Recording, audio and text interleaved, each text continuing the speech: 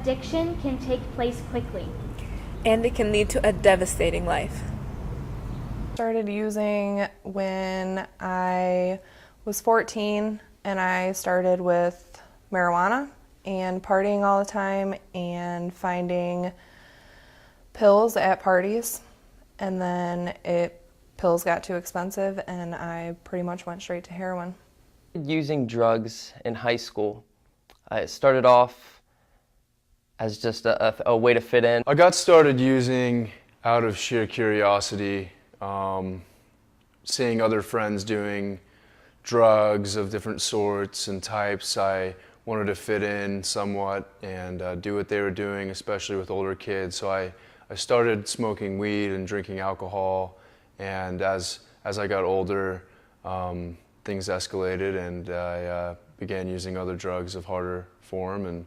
And then I found a guy who partied just like I did and did the same kind of lifestyle choices I did, and he was an opiate addict, and we were both in recovery for a short amount of time, and we didn't stay that way, made poor choices, and before you know it, I was hooked on his drug of choice, which would have been opiates and heroin. My cousin came over and asked me if I wanted to get high with him, and being 14 at the time, I was a little naive, more than I am today, and when he didn't tell me that it was heroin, I knew it was a powder and that I assumed it was a pill, and I, again, didn't assume to ask the question of what it was.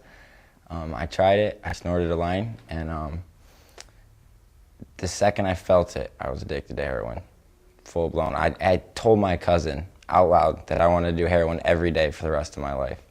Using when I was in high school to begin with marijuana, drinking my sophomore year. By the time it progressed into college, I was trying cocaine. And then I was a bartender downtown, and I got somebody showed me Oxycontins, and, I started using those, which is an opiate based. And then when those got too expensive, I went to my dealer and asked him if he had some more pills to sell me, and he said no. So he said, but you can try this and it's free. So I tried it and I became addicted to heroin. Yeah, my drug usage, eventually I became highly addicted. It first started off with painkillers, opiates, and later on it became speed, things such as meth, crack, and eventually heroin. But it kind of progressed up the scale. I became addicted within 2 months of using. With using on the weekends and everything else, it became a daily use for me very quickly. I got addicted over the course of a little bit. It didn't take me very long to get addicted to drugs. I started off addicted to drugs like weed and alcohol. I wouldn't say it was more of a daily use, but it was more of the way I used when I did. And as I progressed, I was pretty much addicted to anything I could put into my body. It took me probably 2 weeks to become physically addicted to heroin. A lot of changes happened to me just with my whole person. My brain began to think differently. I became more debased in my thinking and my intellect. I started to live kind of moment by moment. Physically, my body was losing weight. I was becoming sick. I would have abdominal pain. Just my mental health altogether started to really deteriorate. I started seeing things that weren't real. Emotionally, I pretty much lost the ability to feel and to have emotions. The things that changed for me was my attitude was the biggest thing. I started rebelling against everything and didn't want to do anything with anybody. I wanted to isolate myself. I was all about the drugs. I did anything I could to get them, from stealing to robbing my family, too many crimes, to barely keeping a job, living out of my car. The withdrawals were terrible for me. It was like the flu times 100. I was getting sick. I, couldn't stay away from the toilet. It was restless legs. I couldn't sleep. I couldn't eat. Heroin was different, and it didn't take any amount of time to get to a point where you have to withdraw. There's no getting around it. And sleep isn't real. It's not even a thing. And I felt like I went nuts because I couldn't grasp why I was still alive. I remember times just screaming into my pillow, just from the agony of not having the drug. And then even in the long term, not just even initially, but in the long term, it took a long time for my brain just to heal from certain thinking patterns. But I hurt in my bones. You know, my back hurt, but not just like your back hurts, like in your bones, you know? You couldn't eat, but you're starving and you lose your bowels, and, you know, because who knows how long it's been since you've had a normal bowel movement, because that's what opiates do. An average day for me was I would wake up and I would contemplate where I was getting money from. I would usually steal something. I would have to find somebody or think of a way to steal anything I possibly could just to be okay for that day. And as soon as I was okay, I would do it all over again all day long. You live moment by moment, and so you don't think ahead, but you're always thinking and scheming of how I could get money, where I could get drugs, who could I steal from today. My cousin, who I started doing heroin with, was always, you know, we'd always go out, and for several years we went and we'd do crimes all day long, crime after crime after crime. All you're on your mind is getting that first shot.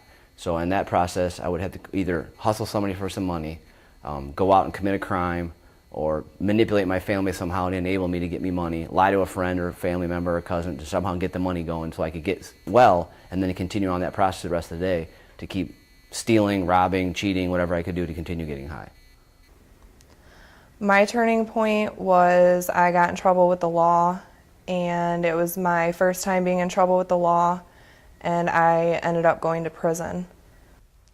I died on my mom's birthday, May 12th, 2014. I was told by my drug dealer that I wasn't supposed to do all of what I had got from him, and it was stronger and new. And being young and dumb, I thought I knew better than he did, and I didn't. I ended up in the hospital for the night on my mom's birthday, and the next day I made the decision that I wasn't going to do it anymore.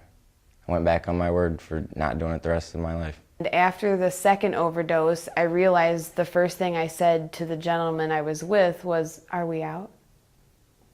And later that day or the next day, I told him that I'd surrendered to addiction and I was going to die this way, and I was good with it.